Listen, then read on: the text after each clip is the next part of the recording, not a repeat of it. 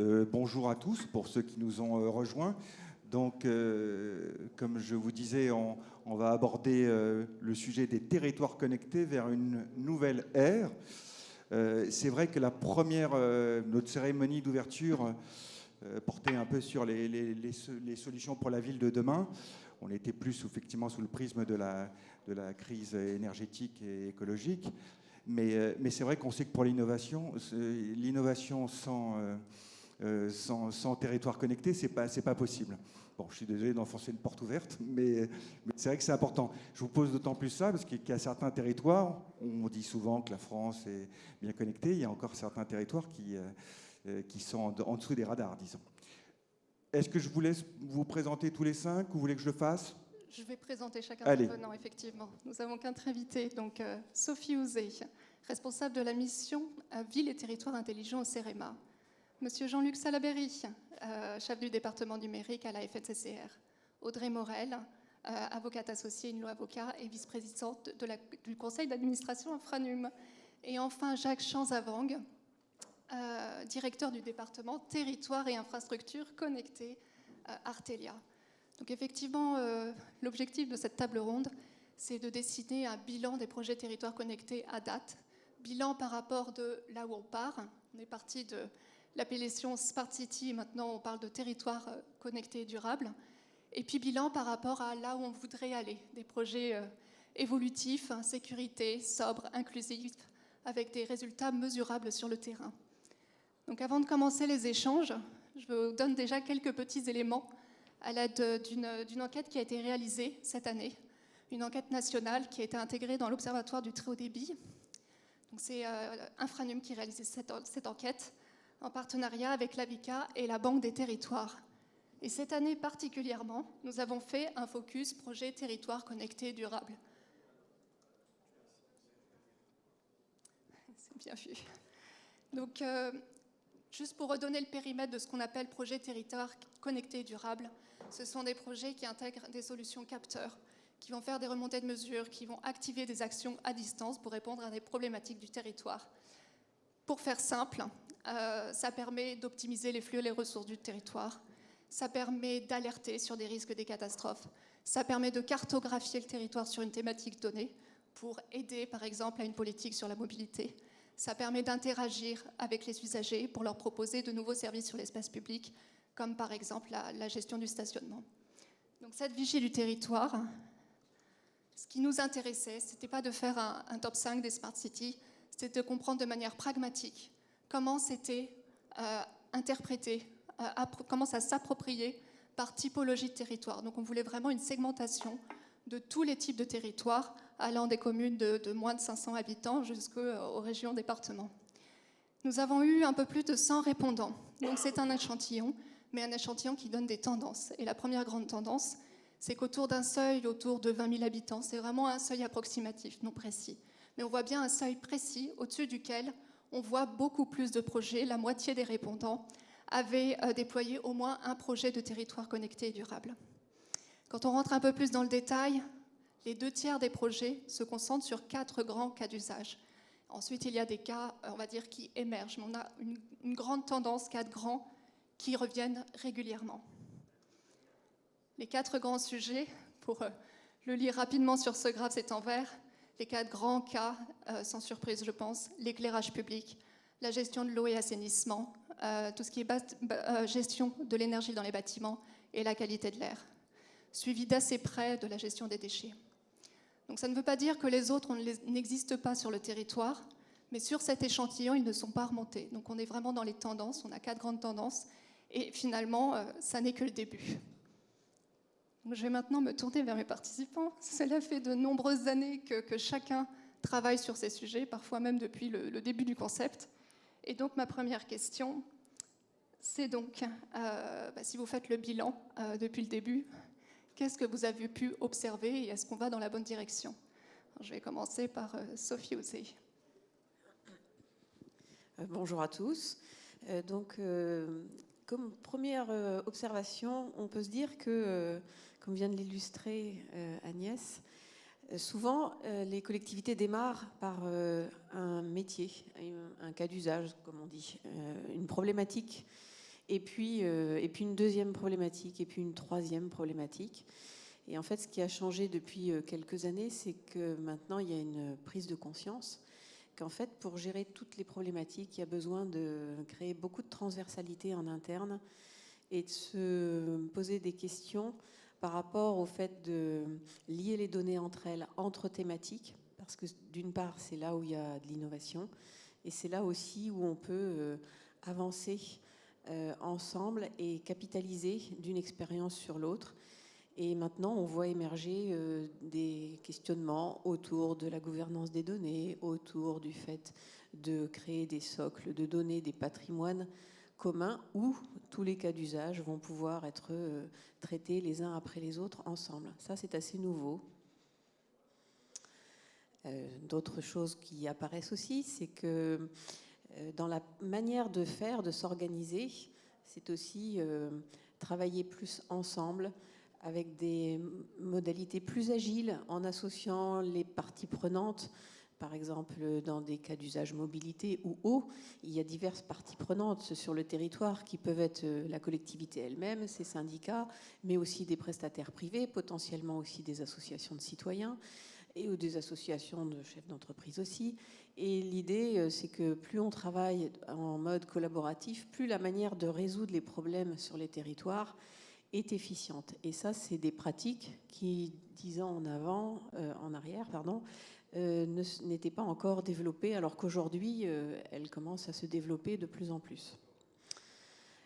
Après, on peut se dire aussi que la complexité de cette approche de la ville intelligente, au départ, elle était abordée beaucoup par, en gros, la technologie va tout résoudre. Or, un territoire intelligent, c'est loin d'être que de la technologie. La technologie, elle arrive en support d'une démarche, d'une volonté de résoudre certains problèmes ou d'offrir de nouveaux services. Et cette démarche-là, elle est forcément issue d'un collectif de personnes qui y pensent. Et la technologie vient soutenir le choix d'avancer, la politique publique. Elle apporte un plus. Et la façon dont on l'utilise est aussi importante, c'est-à-dire que après un engouement à déployer de multiples technologies diverses et variées, et qui sont désormais à maturité, maintenant il y a une volonté de faire en sorte que quand on déploie, on prenne en compte aussi l'impact environnemental. Et ça, c'est très nouveau, alors que ces questions-là, il y a 10 ans, existaient déjà, mais n'étaient pas sur le devant de la scène. Et aujourd'hui, on sait que les équipements, c'est ce qui consomme le plus, à la fois au moment où on les crée, et quand on les utilise, en effet, c'est moindre. Mais du coup, ça pose toute la question derrière de comment on les reconditionne, comment on les recycle, comment on fait en sorte que ce que l'on déploie au niveau local soit ensuite potentiellement réutilisable, et avec cette notion d'économie circulaire pour ne pas épuiser nos ressources globalement. Merci. Je vais poser la même question à Monsieur Salaberry. Oui, eh bien, à la Fédération nationale des collectivités concédantes et régies, nous fédérons, comme son nom l'indique, des collectivités territoriales qui œuvrent dans le secteur de l'énergie, de l'eau, de l'environnement, du numérique. Et donc on fédère en gros les syndicats d'énergie, les syndicats d'eau, les syndicats d'assainissement, les syndicats de déchets, les métropoles, les agglomérations et les syndicats numériques, qu'ils soient informatiques ou d'infrastructures numériques. Donc ça fait un monde qui définit un peu le panel des activités qu'on a vues décrites par Infranum en termes de commande publique. Et je crois que ça, c'est un élément important du positionnement de notre fédération. Alors depuis 10 ans, effectivement, on voit se développer en silo un certain nombre d'activités. En réalité, tous nos adhérents font des smart cities, mais dans leur propre domaine. C'est-à-dire qu'ils ont numérisé les secteurs de l'eau, les autres ont numérisé les secteurs de l'énergie, les déchets, le numérique lui-même s'est lui-même numérisé dans son fonctionnement. Enfin bref, on fonctionnait en silo. Depuis, effectivement, on voit apparaître depuis quelques années maintenant de la mutualisation à l'échelon plutôt départemental, voire régional quelquefois, de projets. Et ça, c'est plutôt un élément positif dans cette mutation. Je crois que tout doit être mutualisé au maximum dans les services publics pour que l'argent public soit le mieux utilisé. Mais au-delà de la mutualisation, il y a des enjeux d'interopérabilité. Ça aussi, c'est en train d'être pris en compte. Et puis, il y a des enjeux de sécurité. Plus on numérise, plus on fragilise.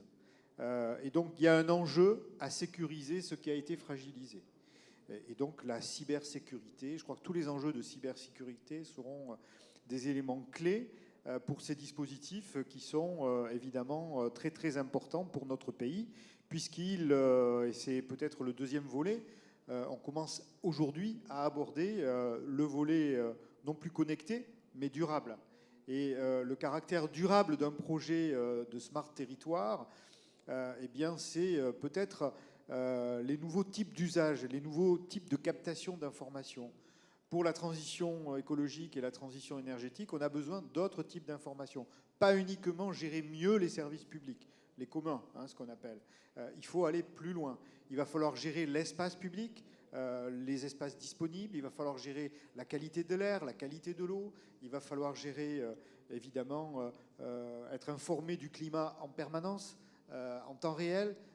Et donc, gérer tout cela dans un centre de pilotage probablement qui permettra d'y voir clair quasiment en temps réel pour l'accompagnement de la population. Donc ce caractère durable est en train maintenant d'être pris en compte par un certain nombre de projets avec par exemple de la gestion par exemple de la biodiversité. Être capable de capter l'état de la biodiversité dans un territoire.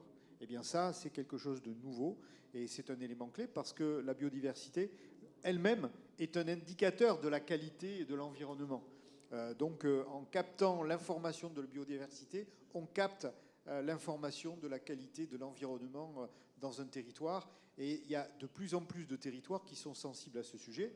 Vous n'ignorez pas que nous sommes entrés dans la 6e extinction des espèces animales. Et comme nous faisons partie de ces espèces, il est très important de s'assurer qu'on ne va pas disparaître avec cette 6e extinction. Et donc c'est un enjeu essentiel, mais il y a la biodiversité, il y a évidemment l'usage du sol pour arbitrer, si j'ose dire, les priorités, soit produire de l'alimentation, soit produire des énergies renouvelables, soit produire de l'espace pour les humains, tout simplement, parce qu'ils en ont besoin. On s'est aperçu à travers le Covid, par exemple, que la densité urbaine était un gros problème pour résoudre les situations de crise. Et donc, probablement que nous n'aurons plus, dans les années ou les dizaines d'années qui viennent devant nous, la même perception de l'intérêt urbain au sens tel qu'il était évoqué jusqu'à présent. Donc voilà, ce caractère durable est en train de commencer à être pris en compte. C'est peut-être l'évolution du moment, soumis aux crises probablement. On est peut-être plus sensible, comme toujours. C'est quand on commence à rentrer dans le mur qu'on commence à se dire qu'il va falloir rectifier la vitesse. Donc voilà, c'est une perspective d'avenir. Je poursuis le tour de table avec à nouveau un prisme différent avec Audrey Morel. Oui, alors effectivement, je vais peut-être m'attarder sous 3 angles. Déjà, pour répondre à ta question, Agnès, il y a eu beaucoup d'évolutions positives. C'est ce qu'il faut retenir. Moi, je dis le premier point, si on se souvient, il y a 2 ans, déjà, on ne parlait pas de territoire connecté durable, on parlait de Smart City.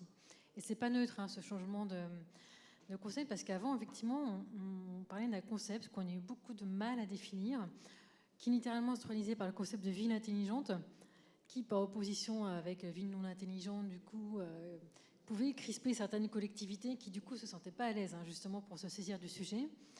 Il y a 2 ans, on voyait aussi émerger des gros projets. Je me souviens, les ATC, il y a 2 ans, donc à Angers, donc il y avait des gros projets d'Angers, de Dijon, qui sont des projets assez énormes, à la fois sur les cas d'usage qui nous englobent, mais aussi sur le montage derrière contractuel qui est impliqué. Et du coup, entre guillemets, ça veut aussi un peu, non pas introduire un certain complexe, mais une peur de certaines collectivités qui se sont dit, alors si pour mettre en œuvre des projets de Smart City, il faut faire des gros projets aussi complexes, avec des consortiums aussi gros, c'est pas pour moi. Et effectivement, depuis l'étude PIPAM, on a changé de paradigme. On parle maintenant de projets de territoire connecté durable. Et ça, c'est pas neutre parce que du coup, ça a démystifié le sujet, ça a décomplexé un grand nombre de collectivités parce que Derrière le connecté et durable, ça renvoie à quoi? Ça renvoie au numérique, au sens large, et durable, donc tout ce qui a trait à l'énergie et à la transition écologique. Et ça, ces deux enjeux maintenant sont présents dans toutes les collectivités. Il n'y a pas une collectivité qui ne traite pas, d'une manière ou d'une autre, les sujets liés au numérique, soit à travers la donnée, l'inclusion numérique, les réseaux, et évidemment le caractère durable. Voilà, à travers l'éclairage public, à travers effectivement les enjeux de transition énergétique, etc.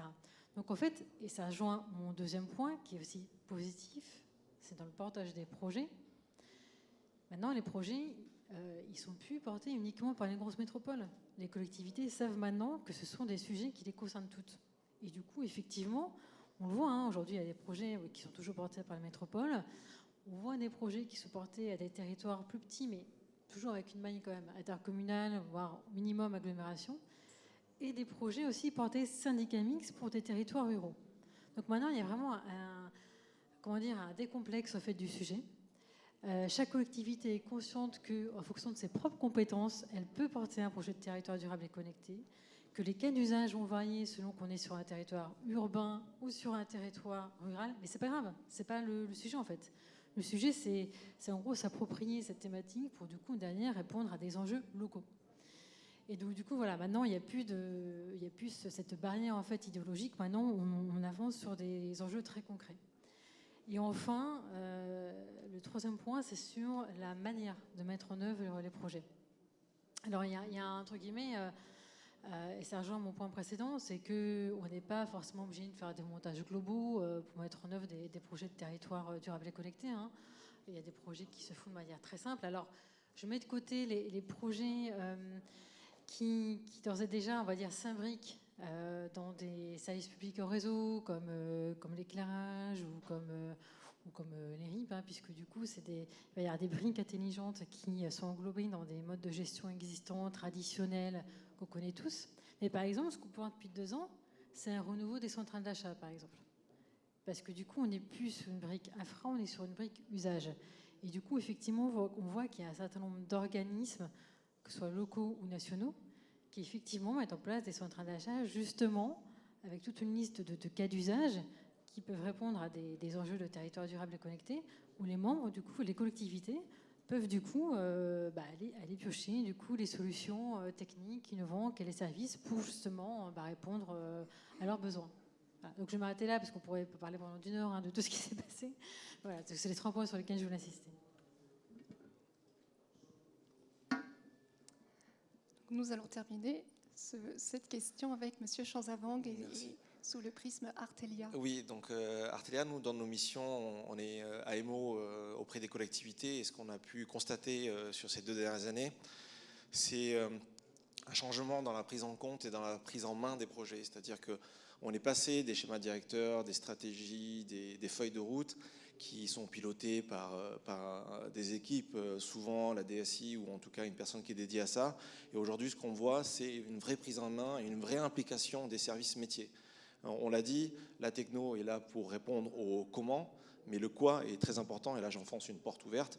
La définition du quoi, mais dans son contexte terrain, dans son contexte d'exploitation de maintenance au quotidien, ça a été le vrai changement pour nous, de pouvoir justement accompagner les services métiers, les gens qui gèrent la mobilité, l'éclairage, l'assainissement, la biodiversité, toutes ces thématiques-là qui ne comprenaient pas le territoire intelligent, ce que ça pouvait apporter. Aujourd'hui, ils comprennent la valeur ajoutée, d'une part, de ce que ça peut apporter sur le vertical, mais aussi toute la valeur ajoutée que ça peut apporter dans les croisements transversaux qui peuvent se faire entre les différents métiers. Et ça, c'est un constat qui est important parce que c'est pour nous vraiment la clé de la concrétisation sur le terrain opérationnel des projets de territoire intelligent, parce que c'est justement ces services métiers, quand on est capable de leur mettre en face un expert, que ce soit un AMO, ou que ce soit un fournisseur de solutions, ou que ce soit un intégrateur, quelqu'un qui parle le même langage et donc qui comprenne les contraintes dans lesquelles aujourd'hui les services évoluent et les services rencontrent au quotidien dans l'exploitation et la maintenance. Et donc ça, c'est vraiment été, en tout cas dans les missions qu'Artelia pilote aujourd'hui et de manière générale sur les territoires, ce côté de j'ai envie de passer à quelque chose de plus concret et j'ai envie d'impliquer pas seulement l'usager final, on est tous usagers, on est tous citoyens, on a tous notre bon sens, mais entre ça, il y a une organisation, organisation des collectivités et de tous les maîtres d'ouvrage, qui est important aussi de prendre en compte dans la concrétisation d'un projet de territoire intelligent.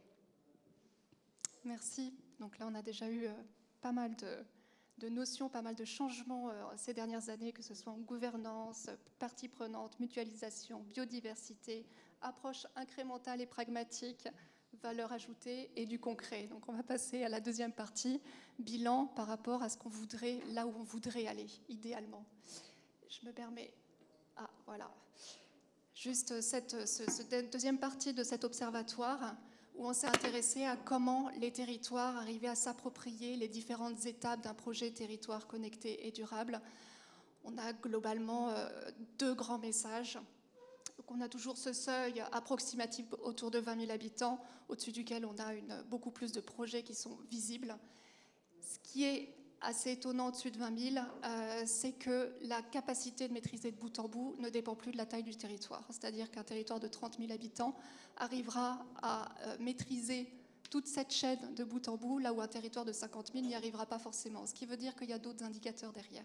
Peut-être humain, peut-être de partenariat, peut-être voilà, X indicateurs qui font que ce n'est pas si facile de s'approprier de bout en bout un projet.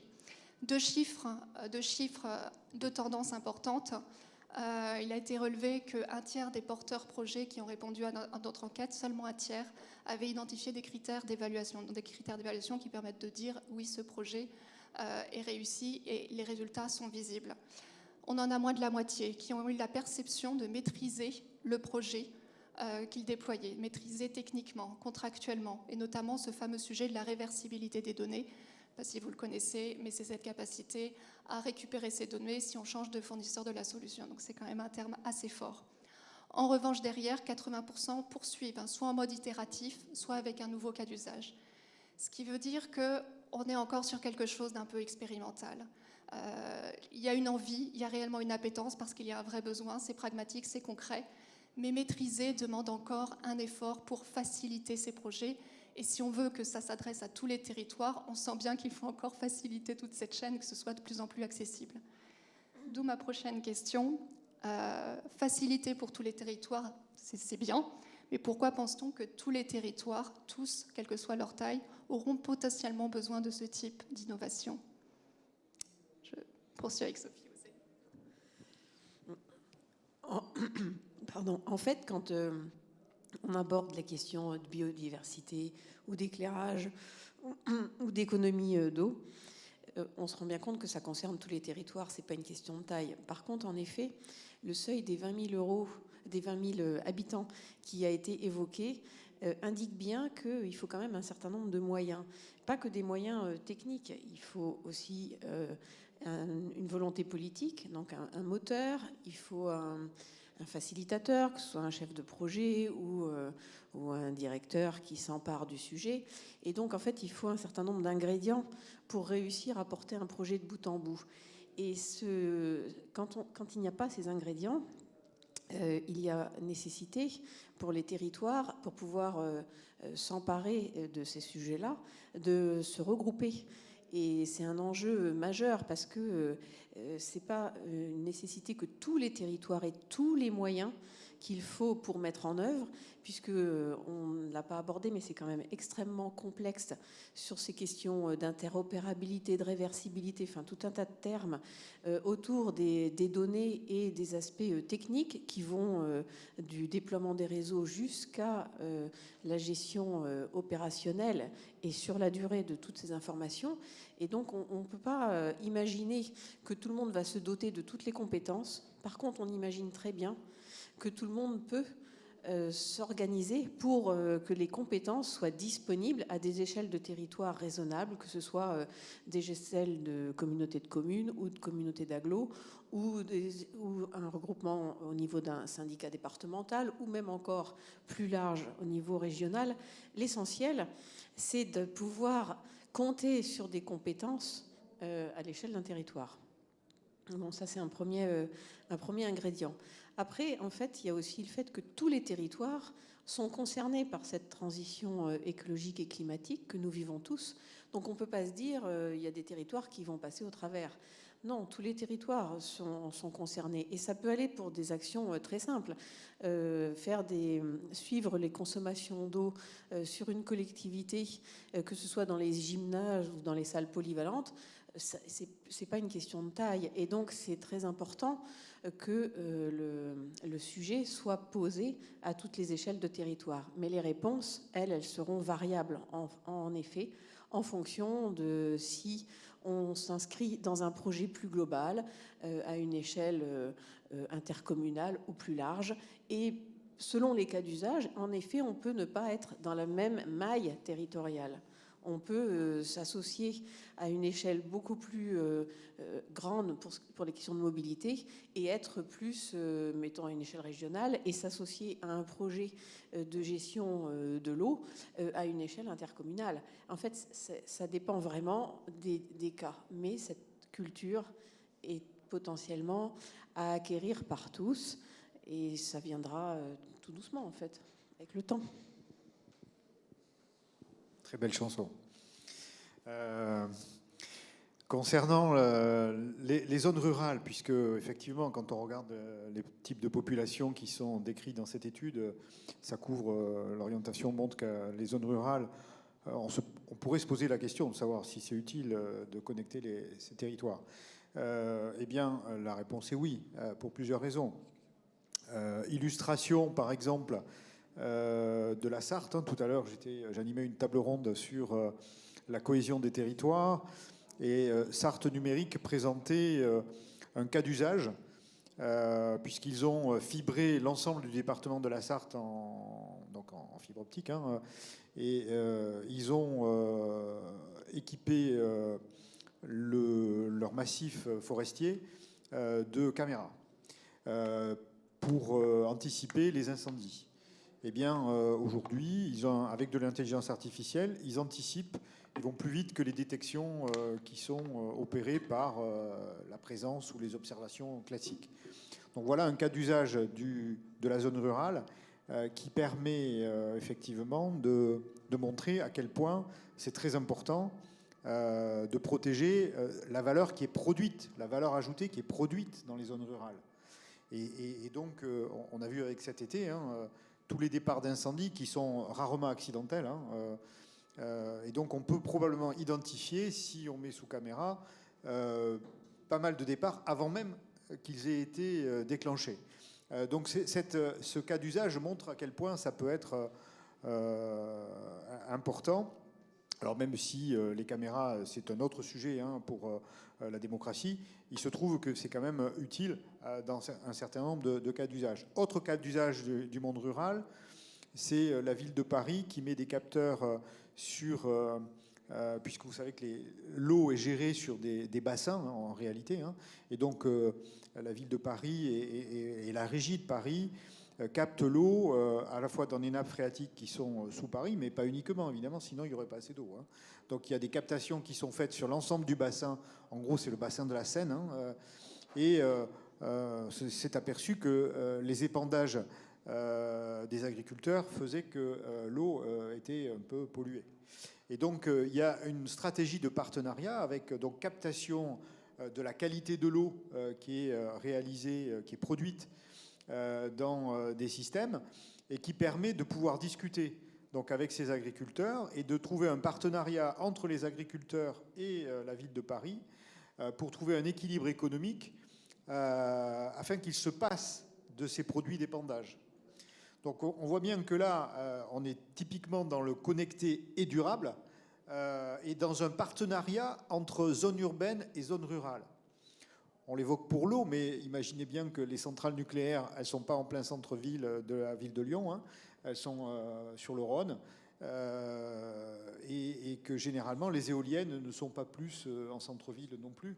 Donc on voit bien qu'il y a dans les transitions à venir, qu'elles soient des transitions de commun ou de transition écologique ou énergétique, il y a un partenariat qui est nécessaire, qui est indiscutablement incontournable entre les zones rurales et les zones urbaines denses, où on se retrouve en gros avec un 70-30 de population zone urbaine, zone rurale, mais avec une capacité à faire la transition en sens inverse. C'est-à-dire une capacité pour faire les transitions qui est à 70% plutôt faisable pour les zones rurales, alors qu'elle n'est qu'à 30% pour les zones urbaines. Donc on voit bien que là, à travers les strates et les compétences des collectivités, qui ont un périmètre géographique, il y a un problème à résoudre. Problème à résoudre de savoir qui fait quoi dans ces transitions, sachant que le partenariat urbain-rural est incontournable, et qui paye quoi. Et donc ça, c'est pas le plus simple non plus, évidemment. Donc voilà une problématique nouvelle qui est liée et qui donc devrait être à l'idéal réalisée pour qu'on puisse véritablement passer industriellement à une vraie décentralisation. Mais les lois de décentralisation n'ont permis que de finalement régler des problèmes de compétences et d'exclusivité des compétences des collectivités territoriales. Même maintenant, il faut qu'elles coopèrent. Il n'y a pas le choix.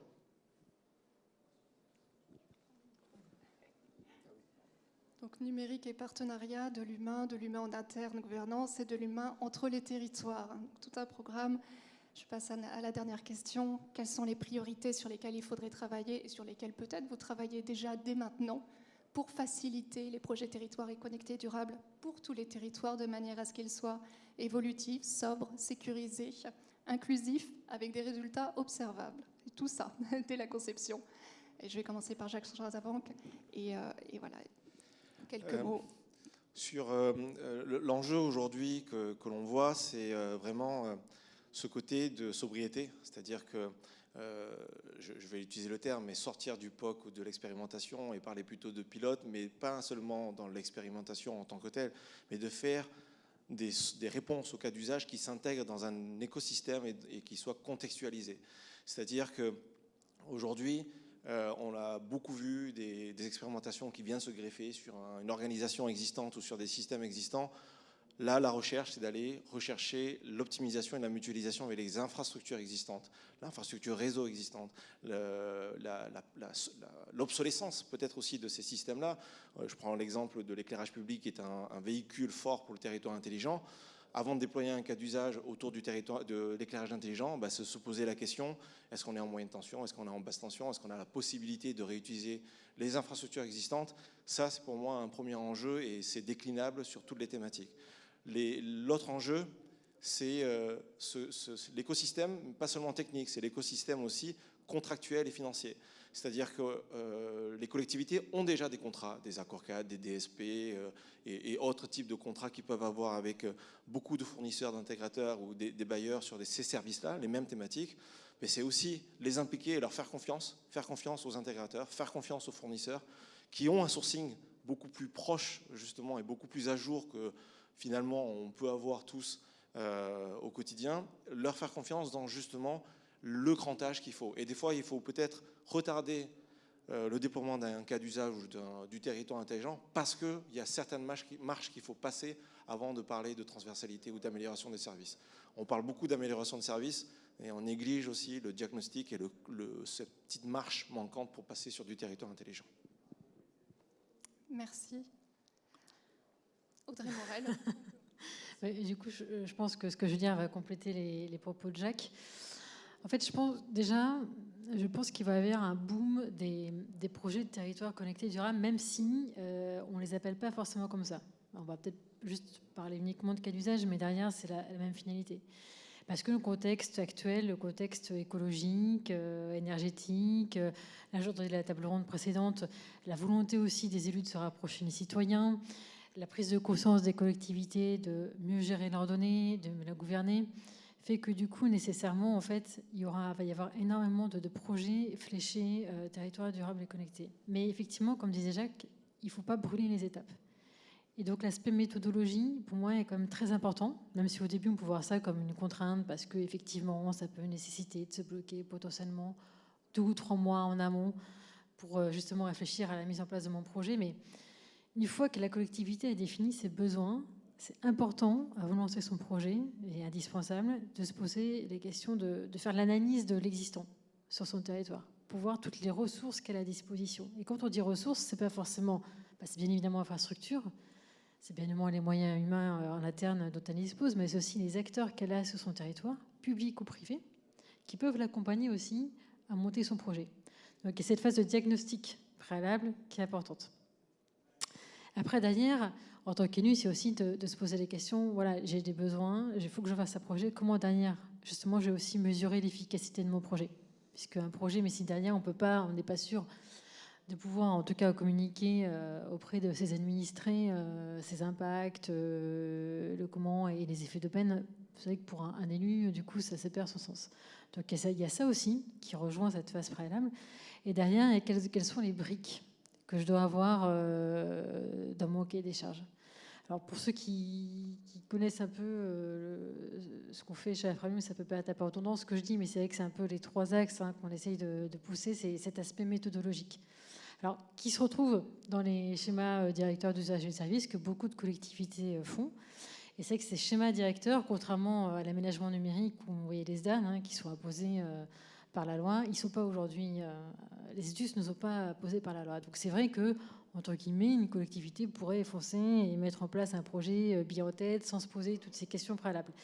Mais je pense qu'on est tous convaincus que c'est une erreur. Il y a cette phase amont qui peut être plus ou moins rapide. Enfin, je veux dire, faut pas voir ça comme un obstacle qu'il faut prendre le temps de faire pour avoir un projet efficace. Donc ça, c'est le premier point. Le deuxième point, c'est qu'il s'est quand même passé beaucoup de choses depuis 2 ans. Il y a eu un appel à projet qui a mis l'accent sur aussi des facteurs clés de succès, durabilité, réplicabilité, interopérabilité. Et même si cet appel à projet n'a pas vocation à perdurer, c'est quand même des choses qu'il faut que les collectivités continuent à se poser dans leurs projets, indépendamment de la AP ou pas. Et justement sur ça, c'est important que les collectivités échangent entre elles justement pour partager leur retour d'expérience.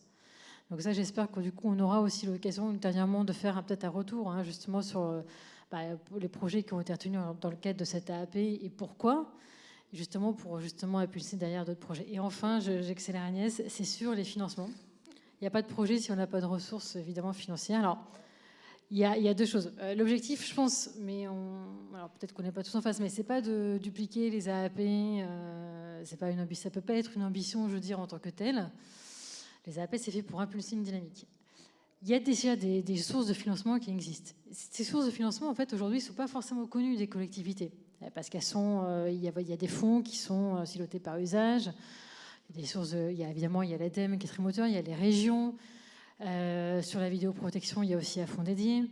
Mais encore une fois, c'est loin de regrouper tous les cas d'usage. Du coup, je pense qu'au niveau de l'État, s'il peut encore y avoir effectivement une démarche pour impulser les choses, c'est peut-être d'ouvrir un guichet unique qui centraliserait les différents fonds.